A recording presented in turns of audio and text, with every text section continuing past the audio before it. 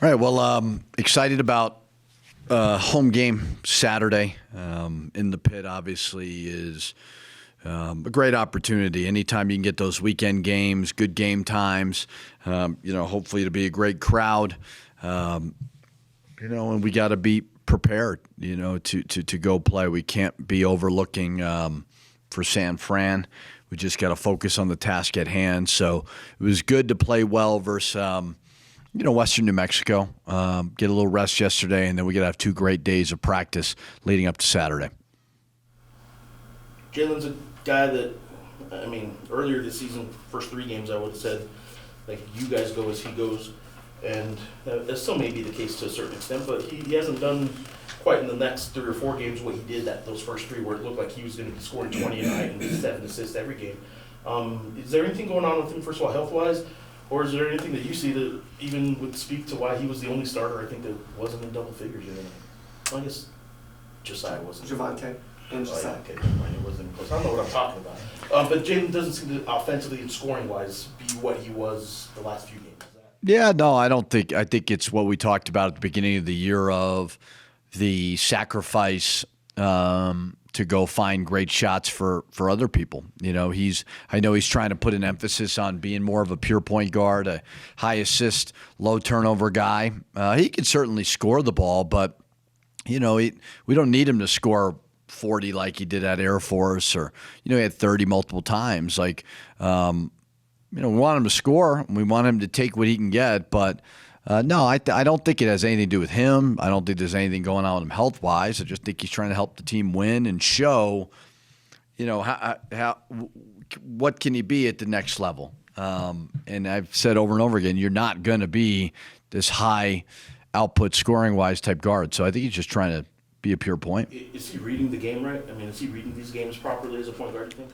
Somewhat, yeah. I think everybody can get a little bit better, but I think he's taking good shots. The thing that I talked to Mash and House about is you've got to shoot high percentages all across the board so that when an NBA scout, overseas scout, or they open up the computer and they look at Jalen House, they see, and you can't say stats are irrelevant because they're really not unless you're some freak of nature size-wise. So now, why are you shooting a low percentage? Is it because you're not a good shooter or you don't have a good feel for the game? That's why it's so valuable to shoot high percentage shots. So I think he's just putting an emphasis on that. I think he's been really good.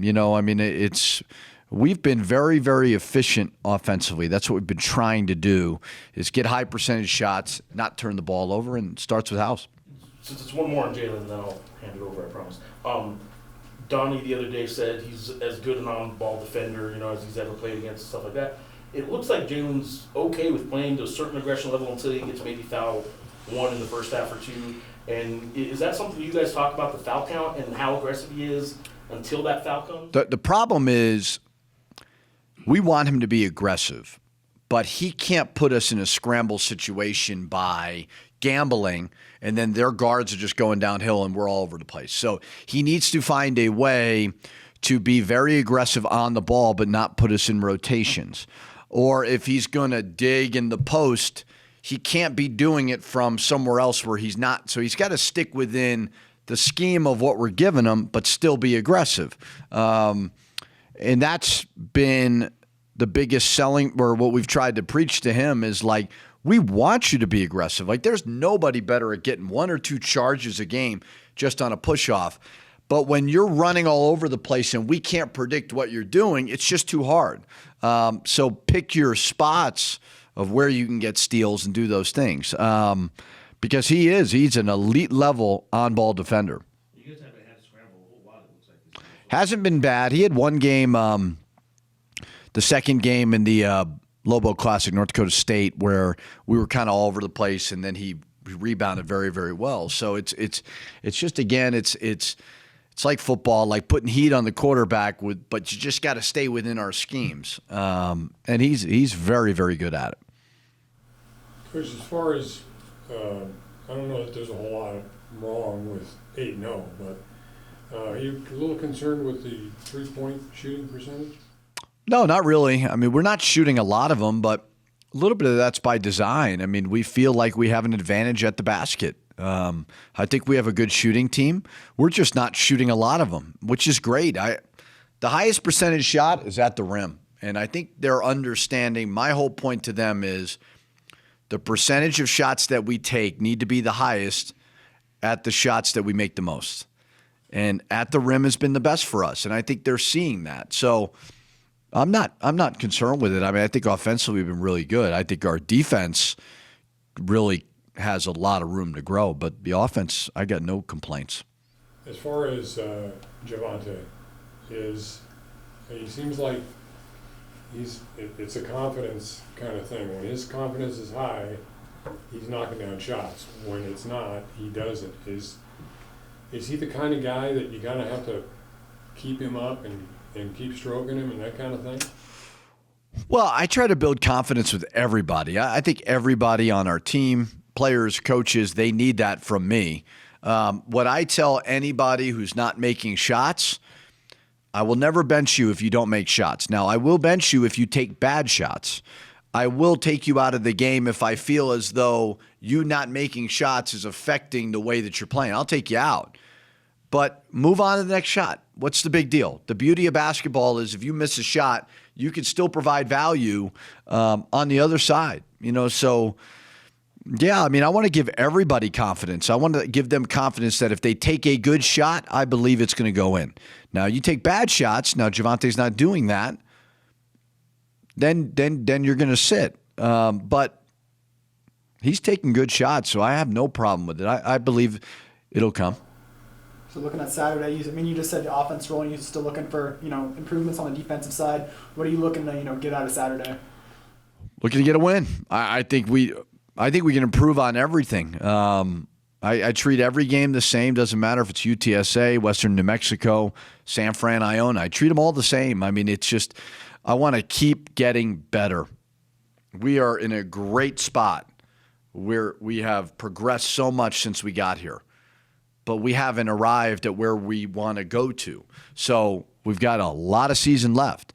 So every time we practice, we need to get better. And every game that we play, we need to increase our value individually and collectively. So it's the way I kind of look at it. I mean, all these games are hard. It's not easy to win. So what challenges does UTSA present? Shoot a lot of threes. A lot of threes, a lot more than we do. So we got to guard the three-point line. They've got good guards. 5-man is pretty good down low. They've had a long break, about 12 days, so you never know. That's always the fear of the unknown there.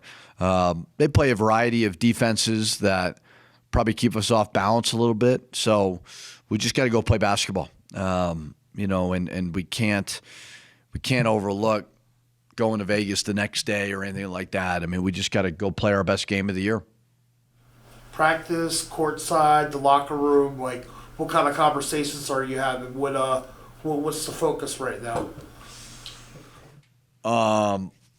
The focus is on having a good practice. The focus is on preparing for UTSA, and more than anything, that's it. I mean, I don't. We'll learn from Western New Mexico and the things that we did well as the things that we didn't do well. But more than anything, let's just go have a great practice. I mean, that's kind of it. We don't look too far ahead. I try not to.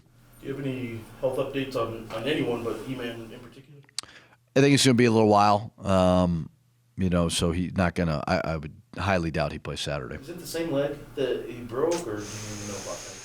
No, it's the right leg. So left leg he broke. It's the right calf. What you said the other day is just kind of the favoring of everything. Dr. Pitino is saying that, but I don't really know. I'm guessing. But, yeah, I think I always thought I can't really look at him until probably mid-January. He's made great progress. I don't think it's rare to have some setbacks with this type of process. I mean, getting cleared for practice probably puts something in a lot of people's minds, maybe some of us, certain fans, expecting, oh, he's cleared now. He's going to play. But you guys never really thought, did he think he was going to be playing at this point? I don't know. I mean, I would just every day I would ask him during practice, like, how are you feeling? And I even told him before he got hurt before last game, like, hey man, like, I don't think you look ready. Like, I don't want to throw you in there until you're 100% ready. And he agreed with, like, he's pretty realistic about it. Because you never know what somebody else is feeling pain-wise, but he's been pretty realistic with me. And, until he can get some consistent practice, he'll have a good practice and then he'll be sore the next day. And that's hard to play basketball that way. Sebastian the other day talked about, I asked him how close he was to 100%. He said about 85. I don't know if that's one specific ailment or injury that he's still doing or just getting back into game shape. Where do you see him at? Is 85 about what you would? Yeah, I think it's about a good – I mean, I thought if there's something to benefit from last game, it was that he was able to play. He could still give us a lot, I mean, I know Morris is playing great and Josiah is playing well, but Sebastian, if he can string together a couple of weeks where there's not an injury, where there's not, an illness or whatever, and he can get into this great rhythm, he'll help us. He helped us last year. So that was a good, he played pretty well in the minutes that he was given last game. And the 85%, I asked him if that last 15 is sort of all these fouls he's getting look like he's just a half second too late to a rebound or something like that. Do you see a lot of the fouls that he's committing when you guys look back at film as just him being either out of position or behind, like just late to something? I think he's out of rhythm. He's getting some fouls that he didn't get fouls last year. So I just think it's more of hasn't played as much. He's had a couple of trying to block a shot on the ball where last year he was terrific versus Graham Ike at walling up. So I think it's just a rhythm thing. Coach, when Donovan's in and Jalen's off the ball, can you play that? I mean, because that would work great at St. Mary's. Can you play that way night in and night out with taking Jalen off the ball? Yeah, definitely. Jalen's a scoring guard. Donovan's really the only pure point on the team. The beauty of Jalen is he has a high basketball IQ as it pertains to knowing the plays at multiple positions. So there's never a doubt if I go in the game and maybe I'm playing Donovan and KJ at the 2 and Jalen at the 3, like he knows it well. KJ's another one who knows multiple positions well. And honestly, all the guards, that's the key to playing them that way. Now, you're going to have some issues, perimeter defense, size, physicality, it's going to be challenging, but it'll also be challenging for them to stop us with that lineup in as well. Remus stepped up. He's had a few good games kind of recently, and where do you see him at as he just continues to develop right now? Well, I thought he did a lot of good things last game. 11 points, 8 rebounds, 5 fouls was not good in 11 minutes of play. He plays very, very hard. He's quick to the ball. He's really good at kind of getting an offensive rebound in the paint, spinning and putting it in. Like, he does a good job there. But he just needs more game reps to be comfortable throughout the flow of the game because he gets emotional, whether it's making a mistake or a foul or whatever. So he's just got to learn when you're the size that he is, you have to be able to defend without fouling, and it's hard. But he works his butt off. We're happy to have him. I mean, I think he's a fun kid to coach, great positive energy all the time. So he's improving.